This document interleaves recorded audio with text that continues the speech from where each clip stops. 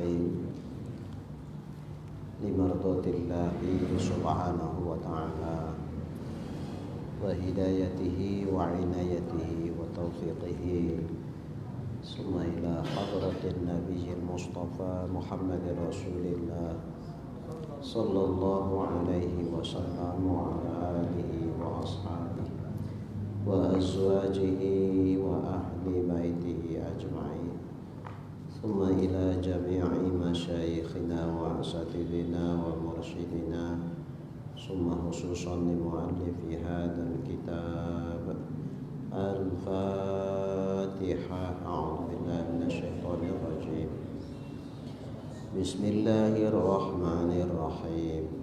الحمد لله رب العالمين الرحمن الرحيم مالك يوم الدين إياك نعبد وإياك نستعين اهدنا الصراط المستقيم صراط الذين أنعمت عليهم غير المغضوب عليهم ولا الضالين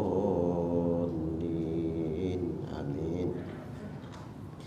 الحمدلله رب العالمين والصلاة والسلام على أشرف الأنبياء والمرسلين وعلى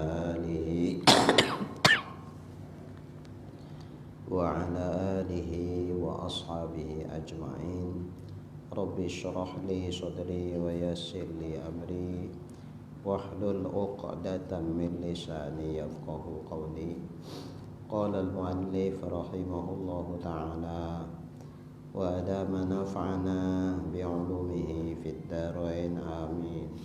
ثم قال اللهم هداية للصواب يا رب العالمين. وقال صلى الله عليه وسلم النائم الطاهر كالصائم القائم. Dan sabda Nabi Shallallahu Alaihi Wasallam, orang yang bersuci itu, maksudnya orang yang tidur dalam keadaan bersuci, seperti orang yang puasa pada siang harinya dan berdiri sembahyang pada malam harinya, yakni pahalanya. Jadi kalau kita mau tidur, kemudian kita berwudu, lantas kita tidur dalam keadaan berwudu, pahalanya sama kayak tadi siang kita berpuasa, lantas malamnya kita mengerjakan ibadah sholat tahajud misalnya. Jadi sama pahalanya. Menunjukkan besar kali nilai orang yang wudu mau tidur. Orang yang mau tidur berwudu sama pahalanya kayak siang harinya puasa, malam harinya sholat tahajud. Kayaknya berat ini ya. Siang puasa, malam tahajud. Mana lebih ringan dari kita mau tidur wudu saja? Kan lebih ringan wudu mau tidur daripada siang puasa, malam tahajud. Jadi ringan tapi pahalanya besar. Cukup wudu mau tidur, pahalanya sama kayak begitu. Nah, ini luar biasa fadilah wudu mau tidur ini. Wa qala sallallahu alaihi wasallam man tawaddo'a ala tuhrin kutiba lahu asyru hasanatin. Sabda Nabi sallallahu alaihi wasallam, barang siapa mengambil wudu atas wudu, yakni tajdidul wudu, niscaya disurat baginya, dituliskan baginya pahala 10 kebajikan. Ini tajdid wudu ini sunat. Maghrib kita mau sholat wudu, habis sholat maghrib, sholat sunat ba'diyah maghrib, habis itu kita baca-baca Quran segala macam, tiba-tiba masuk isya, wudu kita belum batal. Kalau langsung sholat isya nggak wudhu lagi, sah apa nggak isyanya? Sah. Tapi karena mengingat wudhu tadi sudah dipakai untuk sholat fardu maghrib, untuk sholat fardu berikutnya disunatkan kita mengulang balik, memperbaharui balik, namanya tajdid wudu. Sunat hukumnya.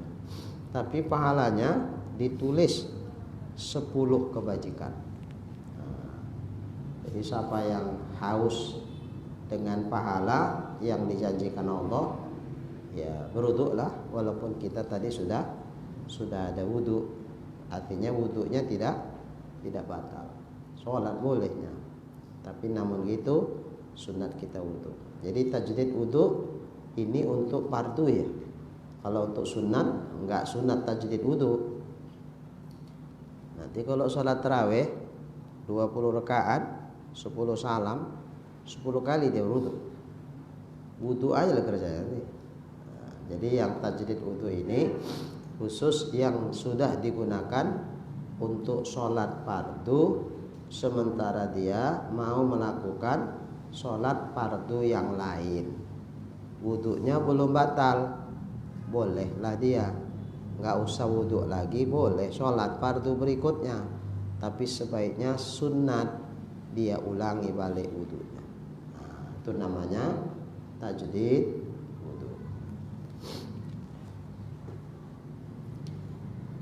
Dan sunat tajdid wudu itu jika sudah sembahyang dengan wudu yang dahulu. Maka jika belum lagi sembahyang dengan wudu yang dahulu itu, maka tiada sunat tajdid wudu. Iyalah.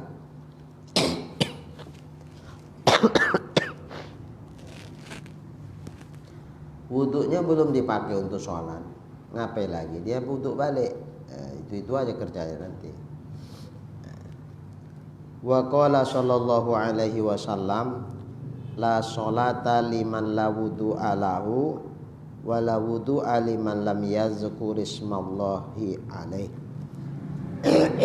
Dan sabda Nabi sallallahu alaihi wasallam, tiada sah sembahyang bagi orang yang tiada wudu baginya. Ya, karena wudu salah satu syarat sahnya sholat. Jadi kalau nggak ada wudu, ya sholatnya tidak sah, itu pasti.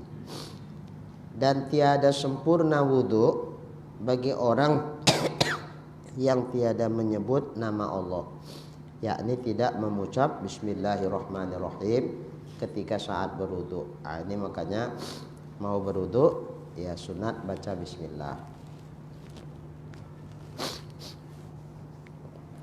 Kapan itu dibaca?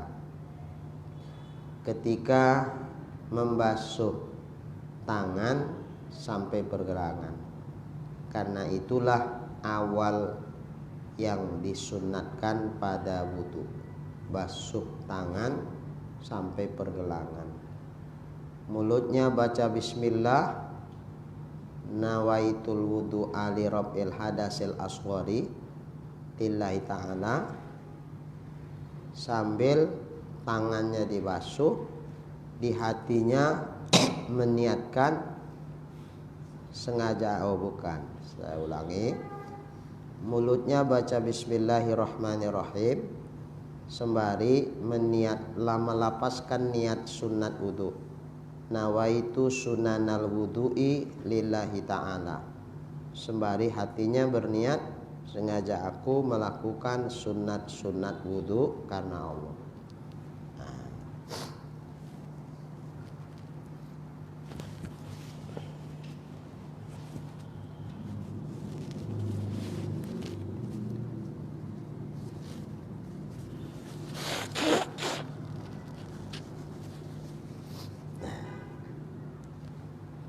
Ini keran hancur lah ini bakso tangan. Bismillahirrahmanirrahim. Nawaitu sunanal wudu'i lillahi ta'ala. Mulutnya membaca, tangannya dibasuh, hatinya memasangkan niat bahwa ia melakukan sunat wudu. Sengaja aku melakukan sunat wudu karena Allah. Niat di hati itu mesti, kalau enggak sia-sia ini basuh tangannya, enggak dapat pahala sunat wudu. Kenapa? Karena kalau kita padakan niat wudunya ketika saat membasuh muka saja, niat wudhu membasuh muka sah untuk muka, tangan, kepala, telinga, kaki. Tapi tidak sah untuk yang mundur. Apa yang mundur? Sebelum muka lah, kumur-kumur, masukkan air ke hidung, basuh tangan sampai pergelangan. Niat wudhu yang di muka tidak berlaku mundur. Kalau berlaku mundur berarti perbuatannya dilakukan, niatnya belakangan. Mana sah itu? Enggak sah. Jadi makanya niat itu hanya berlaku untuk bersamaan muka dibasuh, pasang niat wudhu, berlakulah niat itu untuk muka dan seterusnya sampai ke kaki. Tapi sebelum muka itu enggak berlaku niatnya. Jadi kalau cuman itulah kita padakan niatnya, sunat wudhu yang dilakukan sebelum membasuh muka itu tidak hasil pahalanya. Kerja sia-sia, nggak dapat apa-apa, nggak dapat pahala. Jadi supaya hasil pahala sunat wudhu sebelum membasuh muka, diniatkanlah ketika saat membasuh awal yang sunat pada wudhu. Apa awal yang sunat pada wudhu? Basuh tangan sampai pergelangan. Disitulah pasangkan niatnya. Melafazkan niatnya sunat, membaca bismillahnya juga sunat supaya sempurna wudhunya. Bismillahirrahmanirrahim sambil dibasuh nih tangannya. Nawaitu sunanal wudu'i lillahi ta'ala. Sembari mulutnya baca begitu, hatinya pasang niat. Sengaja aku melakukan sunat wudhu karena Allah. Habis tangan ya teruslah langsung kumur-kumur ya, masukkan ke hidung, dikeluarkan. Nah ketika basuh muka niat lagi yang tadi untuk menghasilkan pahala sunat sebelum basuh muka. Yang ini untuk mengesahkan wudhunya, niat wudhu yang sesungguhnya. Itulah ketika saat membasuh muka. Begitu air dibasuhkan ke muka, sengaja aku berwudhu karena Allah. Jadi 2 kali niatnya. Niat yang di muka itulah niat yang wajib, yang merupakan fardu wudhu. Niat yang di tangan sampai pergelangan itu niat untuk menghasilkan pahala sunat sebelum membasuh muka. Udah paham ini ya? Jadi waktu kita jelaskan begini sama ibu-ibu, Ustadz 60 tahun sudah umurku, selama ini gak macam gitu Ustadz. Selama ini Ustadz, waktu basuh tangan aja lah Ustadz, gak ada niat sunat wudhunya. Kumur-kumur ya udah, masukkan ke hidung ya udah. Begitu dibasuh muka, disitulah baru pasang niat wudhu. Macam mana yang biasa tuh Ustaz. Jadi kalau kayak gitu sahnya Ustaz wudhunya sah. Cuman pahala sebelum membasuh muka dari tangan kumur masukkan ke hidung nggak dapat pahalanya. Ya Allah, berpuluh tahun awak melakukan sunat wudhu nggak ada lah pahalanya. Ya macam mana orang nggak ada niatnya. Innamal a'malu binniat. Amal itu harus disertakan dengan niat. Jadi kalau tak ada niat yang sebelum basuh muka, ya nggak hasil lah dia, nggak sah. Basuh tangan sampai pergelangan sebagai sunat wudhunya nggak sah, makanya nggak ada pahala. Kumur-kumurnya nggak sah sebagai sunat wudhu karena nggak ada niat, ya nggak ada pahala. Memasukkan air ke hidung tidak sah sebagai sunat wudhu karena nggak ada niat, yang nggak dapat pahala. Jadi sia-sialah kerjanya. Tapi ya syukurlah, kalaupun umurnya sudah 60 tahun, mana tahu meninggalnya 80 tahun, sempat juga diamalkan 20 tahun kan. Kalau 20 tahun lagi, kalau 20 hari lagi ya nggak apa-apa lah. 20 hari lagi kan udah dapat juga pahala. Intinya nggak ada ruginya lah kita belajar. Walaupun terlambat masih lebih baik daripada tidak sama sekali. Jadi ada begitu nenek-nenek, Allah ya Allah, nyesalnya lah aku tak mengaji dari dulu. Ya bagus disesali, tapi jangan sampai putus asa nek. Menyesali ke taksir kelalaian kita selama ini bagus, tapi jangan sampai putus asa, merasa diri ya Allah kayak mana amalku, kurasa tak bisa lah aku masuk surga ini, kayaknya masuk neraka lah aku nih. Nggak boleh, itu namanya putus asa. Nah, cemana pun jeleknya amal, tetap berharap sama Allah, semoga amal diterima sama Allah.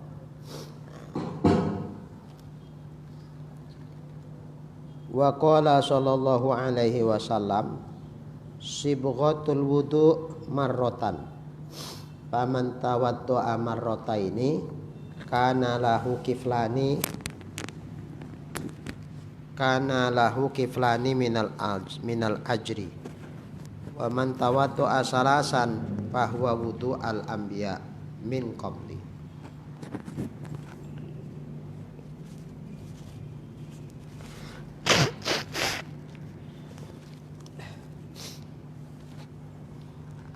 Dan sabda Nabi Shallallahu Alaihi Wasallam, asal wudhu itu sekali-sekali pada tiap anggota. Maksud asal itu sekedar sahnya wudhu, kita bikin sekali-sekali basuh aja pun dah sah. Asal rata. Ukurannya bukan siraman, ukurannya ratanya. Sekali disiram tapi belum rata, sikunya ini belum kena, lantas disiram yang kedua baru rata kena siku, itu kiranya masih satu bukan dua. Makanya ukurannya bukan siramannya, ukurannya ratanya. Nah, jadi sekali siram rata, dua kali siram rata, itu hukumnya hukum sekali. Sekali itulah yang batas wajib, sekedar untuk sahnya wudhu. Maka barang siapa mengambil wudhu dua kali, dibasuh setiap anggota dua kali, muka dua kali, tangan dua kali, kepala dua kali, telinga dua kali, kaki kanan kiri dua kali, begitulah seterusnya. Adalah baginya dua ganda dari pahalanya, dapat pahala dua. Dan barang siapa mengambil wudhu tiga kali, maka yaitulah wudhunya para nabi-nabi yang dahulu daripada aku. Nabi-nabi sebelum aku, kata Nabi Muhammad, mereka wudhunya tiga kali pada setiap satu anggota. Nyiramnya itu tiga kali. Sama kita kan sunat itu kan, nah, tiga kali. Jadi kalau kita melakukan ini, berarti yang kita lakukan sama seperti yang dilakukan oleh Nabi Muhammad, dan juga seperti yang dilakukan oleh nabi-nabi yang sebelum Nabi Muhammad. Berarti sempurna lah wudhu kita, bagus. Walaupun sekali sah. Bismillah.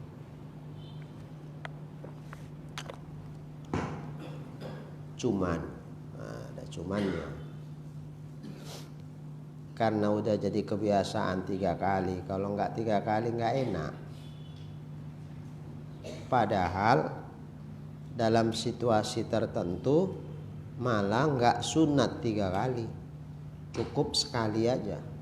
Bahkan tiga kali itu bisa haram, bisa sunat, bisa haram.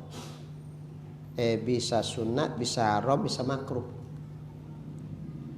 Tiga kalinya itu.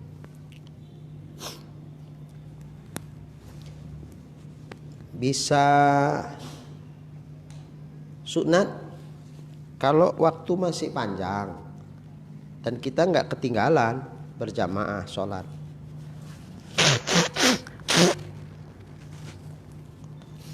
Ketika itu memang sunat lah. Kalau dia bikin sekali tandanya malas. Walaupun sah wudu nggak dapatlah fadilah yang 3 tuh. Tapi kalau misalnya kita sampai masjid belum ada wudu, qomat sudah dikomandangkan. Setelah qomat kan, mana nunggu-nunggu kita lagi yang siap wudu, langsung sholat berjamaah. Nah kalau kita bikin 3 kali, ketinggalan kita, nggak bisa berjamaah dari awal sholat bersama imam.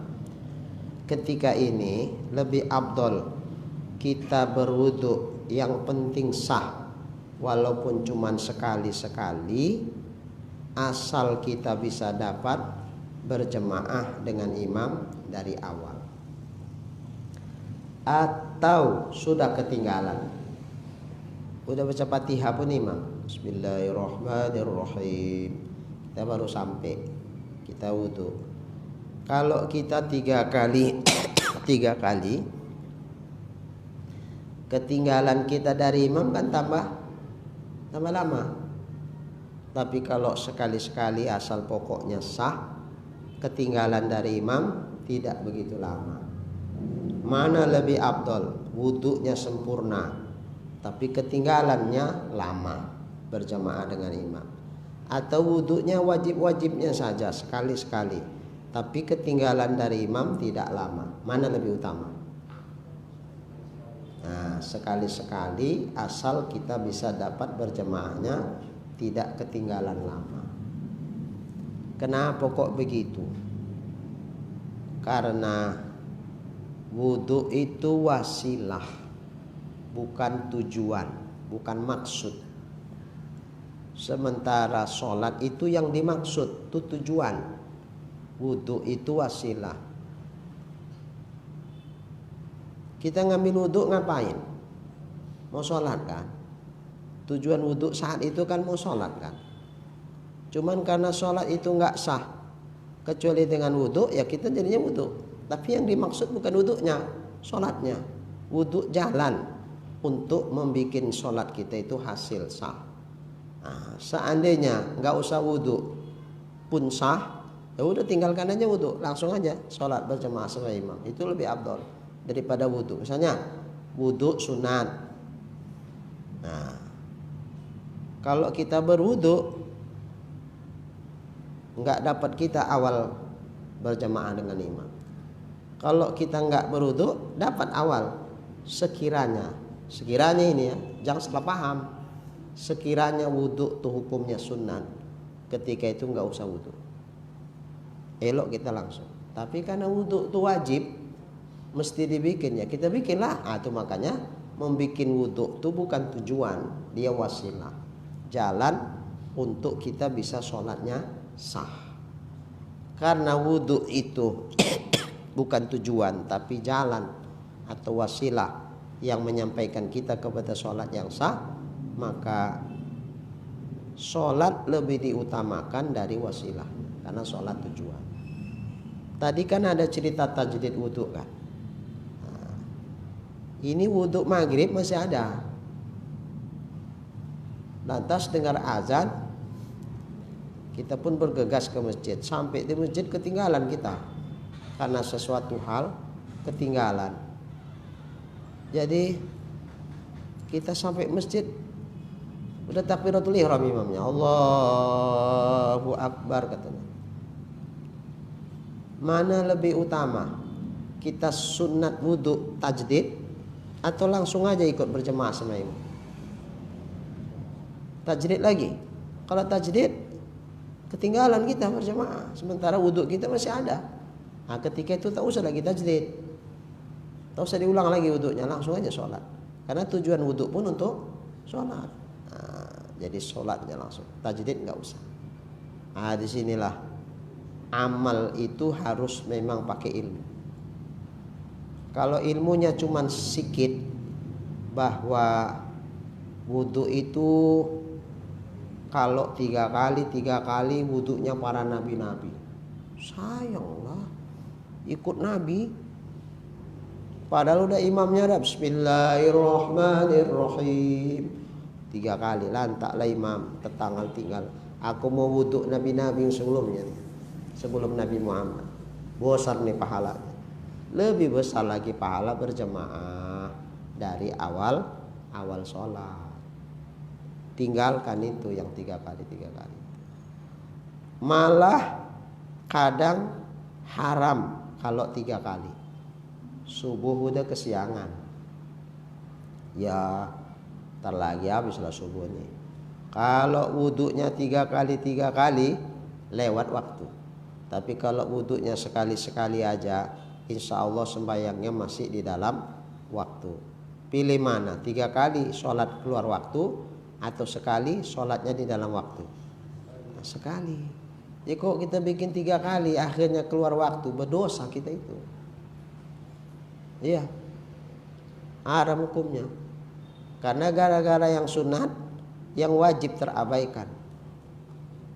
Lewat waktu diancam neraka wil. Berarti kan melewatkannya itu haram kan? Apa penyebabnya?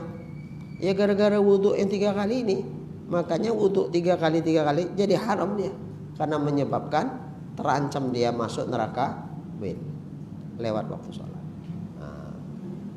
Disinilah memang beramal tuh ya sempurnalah ilmu, sehingga sempurna amal ibadah, nggak kaku. Jadi beramal dengan ilmu tuh disesuaikan dengan situasi dan kondisi. Di kondisi seperti ini tuntutan sama kita apa? Di waktu yang seperti ini tuntutan kita bagaimana? Ini orang imamnya udah baca Fatihah, udah takbiratul ihram, rame nih untuk ngantri. Datang awak semua, basuh tangan 3 kali, paten pula itu basuhnya, pelan betul. Kumur-kumur 3 kali, orang udah ngantri, sama kali, makanya ngantri 7 ke belakang, ya habis tempat wudhunya nggak cukup, karena masjidnya memang strategis. Ada satu masjid itu strategis betul ya. Kalau mendapatkan masjid lagi jauh, ketinggalan waktu. Pas sampai di situ, di samping masjidnya cantik, bagus, rapi, bersih, suka orang situ. Sehingga rame, maghrib tuh, suap rame. Biasa kalau yang paling rame-rame itu maghrib itu. Sama orang-orang yang lewat-lewat itu jalan tuh. Ngantri lah, aduh ya Allah, lama kali lah bapak nih. Nah di situ kita harus bijak. Bijak tuh kalau ada ilmu, kalau enggak kebijakan. Iya, kalau bijak dibarengi ilmu itu namanya bijaksana. Tapi kalau bijak tidak dibarengi dengan ilmu, itulah suka mijak-mijak itu. Nah, enggak bijaksana itu. Nah, kita harus bijaksana dengan ada ilmu nih. Tengok, mak, orang imam udah sholat, di belakang ngantri, udahlah biar kebagian semua cepat. Aku yang wajib-wajib aja. Keluar, masuk yang satu, wajib-wajib aja, keluar. Yang paling belakang insya Allah masih sempat berjemaah. Tapi kalau semua ngamalkan yang sunat-sunat, 7 ngantri, yang terakhir dapat 1 rakaat terakhir dia tinggalan karena ngantrinya terlalu lama. Disinilah kita harus bijaksana.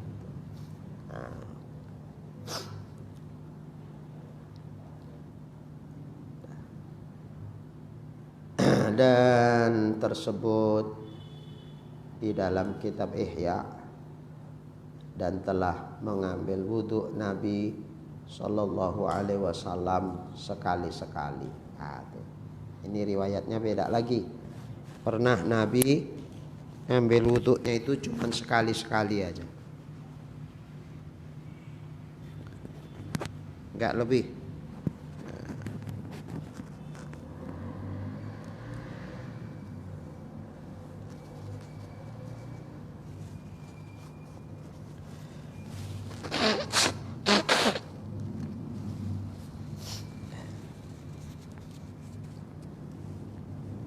Sekali-sekali aja. Dan sabdanya inilah wudu yang tiada diterima Allah Ta'ala akan sembayangnya melainkan dengan dia. Wudu yang sekedar sah sekali-sekali, tanpa yang macam begini sholat gak diterima. Berarti wudu sekedar yang wajib saja, sekali-sekali. Kemudian kata Nabi,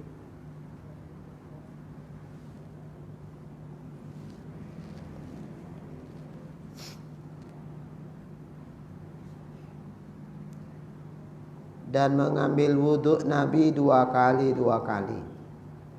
Setelah itu Nabi bersabda, barang siapa mengambil wudhu 2 kali, maksudnya 2 kali siraman pada setiap anggota. Bukan 2 kali berwudhu ya, nanti salah paham. Udah wudhu lagi, itu aja kerja awak. Maksudnya siramannya setiap anggota 2 kali ya, itu maksudnya.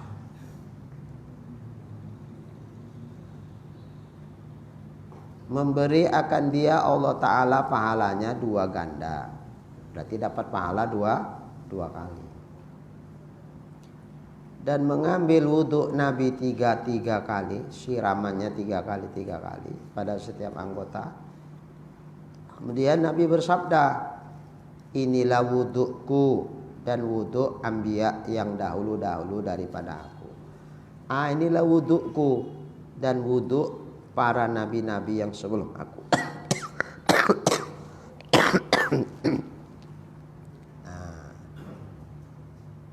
Jadi siapa yang mau wudhunya sempurna, bikinlah 3 kali.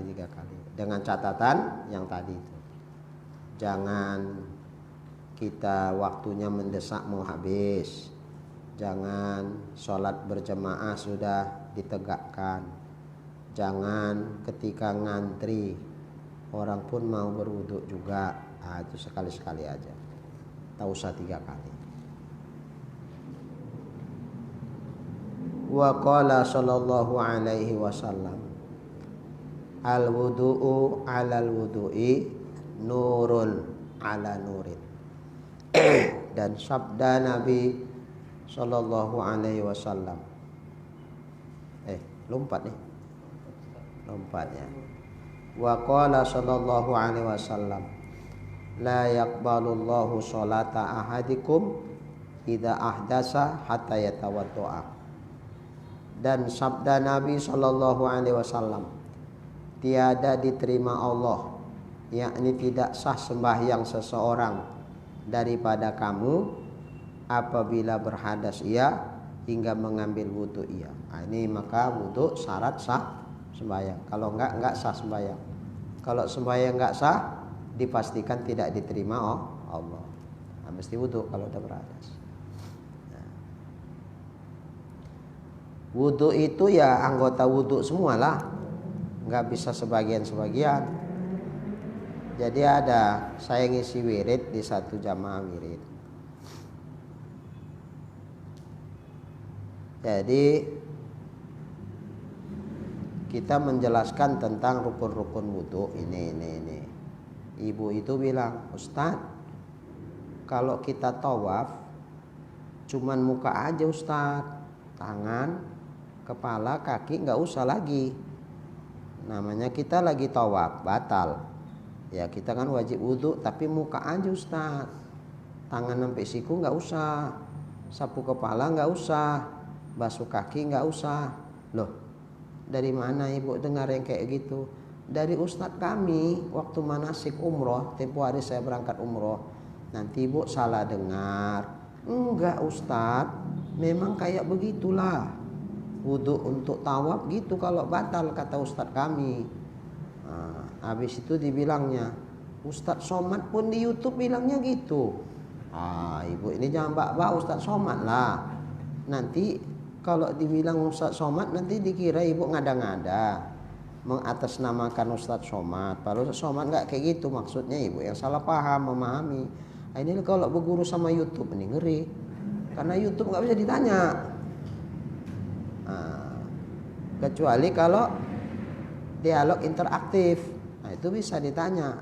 Kalau YouTube kan sudah disiarkan ulang balik. Coba nanya. Nah, kalau Ustadz Supriyadi gampang, datangi rumahnya dekat. Kalau Ustadz Somad ke Jakarta, berapa ongkos ke Jakarta sekedar menanya itu aja. Nah jadi saya bilang ibu salah paham. Terus saya bacakan, Bu, Cak, di Al-Quran disebutkan Allah, kalau nggak salah Al-Maidah ayat 6. Idza qumtum ila sholah faghsilu wujuhakum. Kalau kamu mau melaksanakan ibadah sholat, basuh mukamu, tanganmu sampai siku, sapu kepalamu, basuh kakimu sampai mata kaki. Apa kata ibu tuh? Itu untuk sholat, Ustaz. Kalau untuk tawaf lain. Oh gitu. Apalah bedanya ibu sholat sama tawaf? Tawaf itu disamakan dengan sholat dari beberapa hal, termasuk sebagaimana sholat wajib tutup aurat, tawaf juga wajib tutup aurat. Cuman bedanya kalau sholat wajib ngadep ke Ka'bah, kalau tawaf itu mengelilingi Ka'bah dengan bahu sebelah kiri, harus tetap mengkirikan Ka'bah. Itu tapi dia disamakan udah sama kayak sholat, jadi wajib dia dalam keadaan berwudu. Ya wudu untuk sholat tuh sama wudu untuk tawaf.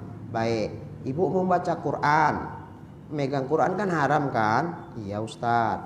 Baik, berarti kan supaya jangan haram ibu ngambil wudu kan? Iya. Wudunya basuh apa? Kaki aja atau tangan aja, karena tangannya megang Quran. Basuh tangan aja, muka nggak usah dibasuh gitu. Terdiam dia. Bingung dia. Ya. Ibu tadi bedakan wudu untuk sholat semua dibasuh sampai kaki. Kalau wudu untuk tawaf muka aja. Kamu bilang gitu. Karena beda sholat dengan tawaf. Jadi kalau wudu untuk megang Quran macam mana? Basuh tangan aja, muka nggak usah gitu. Bingung dia. Habis itu kayak tersinggung dia. Setelah itu nggak pernah datang begini hari ini.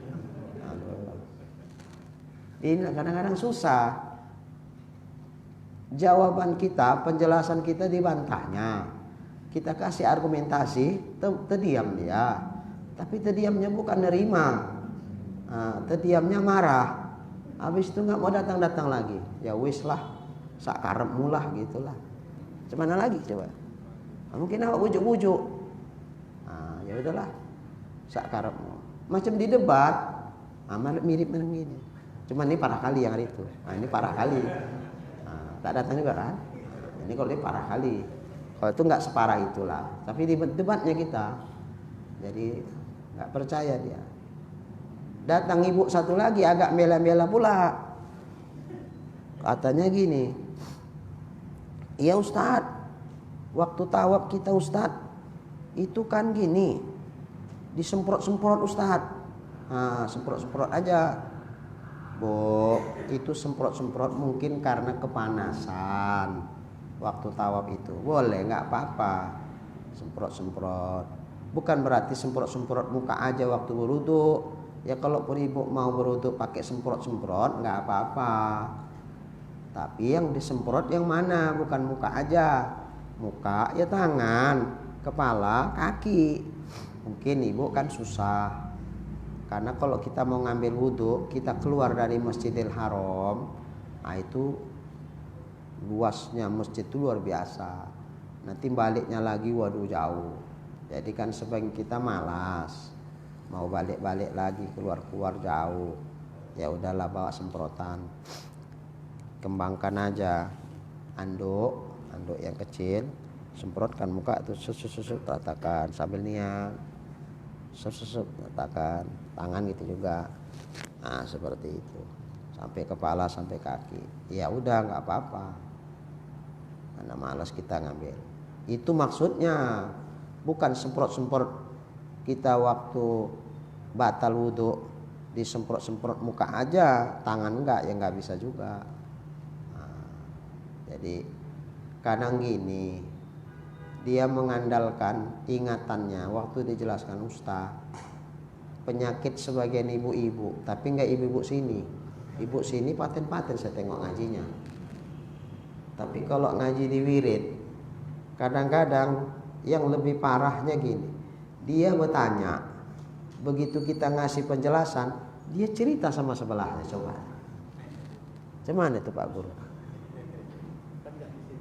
Enggak, di sini paten-paten semua. Jadi kadang-kadang ngelus-ngelus dada saya, cemana lah ibu ini. Kadang-kadang kalau udah nggak tahan kali, saya bilang, Bu, ibu tadi nanya, saya jawab, ibu cerita sama sebelah. Jadi jawaban saya ini untuk siapa? Baru terdiam. Itu pun gitu juga. Ustadz ini, karena saya kan dibilang orang katanya lembut. Begitu agak keras sedikit terkejut, terus merajuk. Beda udah biasa marah-marah. Kalau udah biasa marah-marah, kena marah biasa, udah biasa kena marah. Jadi nggak pernah dimarahi, sekali marahi merajuk. Terus tak mau datang. Kasar Ustadz tuh kan. Betulnya awak udah cukup sabar. Sampai ada yang bilang, kalau Ustadz sabar kali lah itu. Sabar kali katamu, kata yang lain. Ya gitulah. Suka begitu, dijelaskan kaji cerita. Terakhir salah dia memahami ustadznya. Itulah yang dipegangnya. Inilah bahaya ini. Maka dengarkan dulu. Mana yang tak paham, tanyakan. Cuman kadang tak paham, bukan tanya sama ustadz, nanya sama tetangga sebelah. Terakhir berdua-duaan orang tuh mengaji. Gak gitu, begini. Bu, ada yang tak paham. Kalau tak paham, nanyanya kemari. Jangan ngaji dua-duaan sama sebelah, terganggu yang lain. Gitu. Tapi di sini alhamdulillah saya tengok bagus-bagus semuanya. Mudah-mudahan berkat lain. Sabda Nabi Shallallahu Alaihi Wasallam, wudu atas wudu itu nur atas nur. Yakni tajdid wudu itu kebajikan di atas kebajikan. Jadi artinya wudunya masih ada, lantas dia wudu lagi. Itu berarti wudu di atas wudu. Itu kebaikan di atas kebaikan. Nur di atas nur. Nur itu artinya kebaikan di atas kebaikan. Jadi 2 kali kebaikan didapatkan. Riwayat daripada hadis bahwasanya hamba yang mukmin apabila selesai daripada mengambil air sembahyang, maka ia membaca subhanakallahumma wa bihamdika asyhadu an la ilaha illa anta astaghfiruka wa atubu ilaik.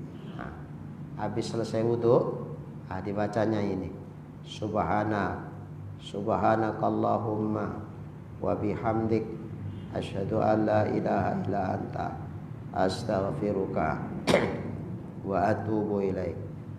Maha suci Engkau ya Allah, dan dengan memuji Engkau aku bersaksi bahwa tidak ada Tuhan kecuali Engkau. Aku memohon ampun kepadamu dan aku bertobat kepadamu. Ini dibaca. Kalau dibaca, dimatrai cap kebajikan, distempel cas kebaikan. Kemudian dihantarkan dia di bawah aras, ditaruhkan di bawah aras. Tidak dibukakan dia hingga diberikan kepadanya pada hari kiamat. Itu nilai pahalanya itu udah dimatrai.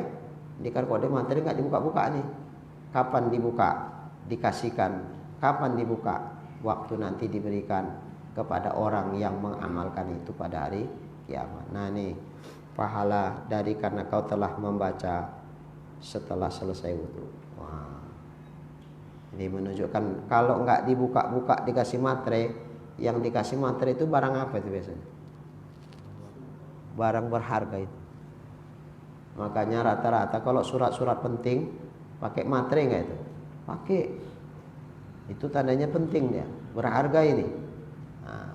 Ada materainya. Ini pun dimateri sama malaikat. Terus ditaruh di bawah aras. Kapan dikasih? Setelah hari kiamat dikasihlah kepada orang yang berwudu tadi. Ini kan berharga sekali. Seginilah dulu ya. Biar jangan kering kali. Mudah-mudahan apa yang kita kaji malam ini insyaallah bisa diamalkan dengan baik dan mendapatkan fadilah-fadilahnya. Amin. Bismillahirrahmanirrahim. Alhamdulillahirabbil alamin. Wassalatu wassalamu ala asyrofil anbiya'i wal mursalin wa ala alihi washabihi ajma'in. Allahumma arzuqna imanan kamila wa yaqinan shadiqa wa qalban khashi'a wa ilman nafi'a wa amalan maqbula wa taubatan nasuha wa husnal khatimah.